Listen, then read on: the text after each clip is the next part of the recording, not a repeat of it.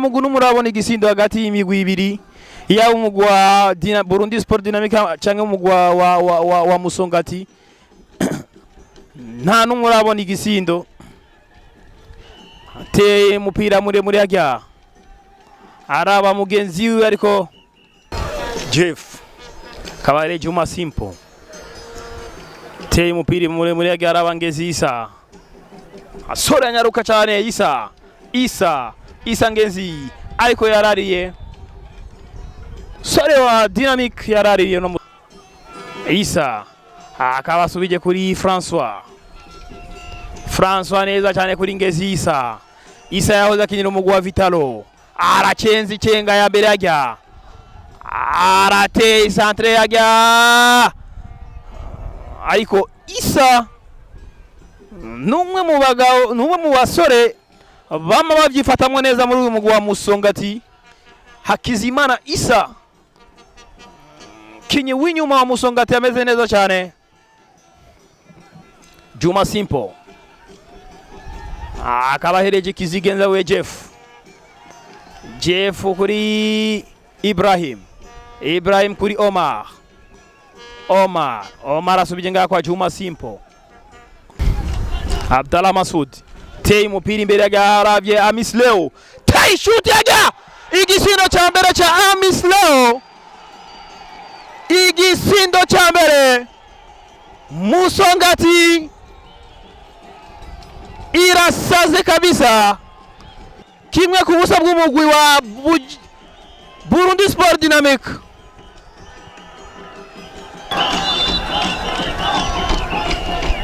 David akabahereje mugenzi we yaga Ibrahim asubije ngaha kwa Omar kuri kizigenza we Jeff tei mupira muri agaraba ari ku mutwe Benjamin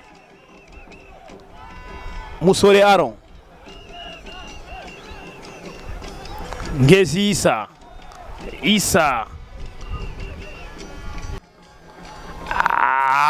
arate mupira ajya umutwe ariko Ibrahim fashe umupira neza cyane.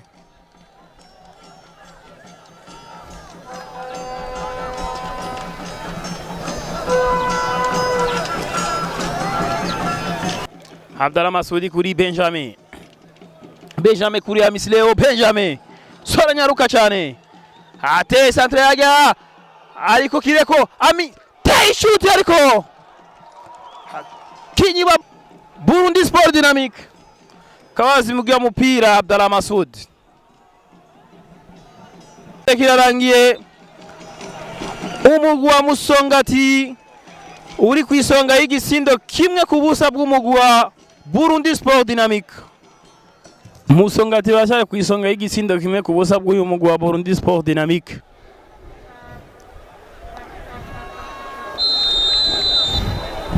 Gice cha kabiri kiratanguye. Amis Leo kabayeje Musore Aro kuri Isa kuri Abdallah Masud, Eric Kamana Ismail subije ngaga kuri Isa, mpira wachukua na David akimwona François anaitia maji pale, lakini Aridi Selemani anafanya kazi nzuri pale kwa kutoa mpira ule nje. Mpira wachukua mchezaji nambari 13 ambaye ni Amis. Tia cross pale, inapigwa shoti pale. Wanakosea bao vijana wa timu ya Burundi Sport Dynamic. Mpira wachukua mchezaji timu wa Burundi Sport Dynamic Juma Simple anajaribu kupiga shoti pale, lakini juu ya lango la goalkeeper Ibrahim.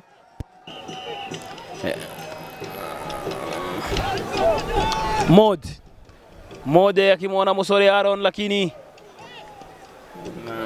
chukua pale kwa Ibrahim, anasiwiliwa vizuri pale na Samir Nasri anajaribu kupenya lakini anasiwiliwa ipasavyo pale.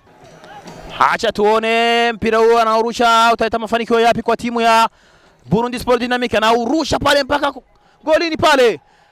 inapigwa shuti pale lakini nje.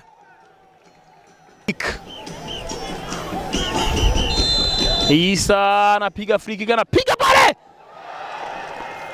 Wilonja anautoa mpira ule. Burundi Sport Dynamic.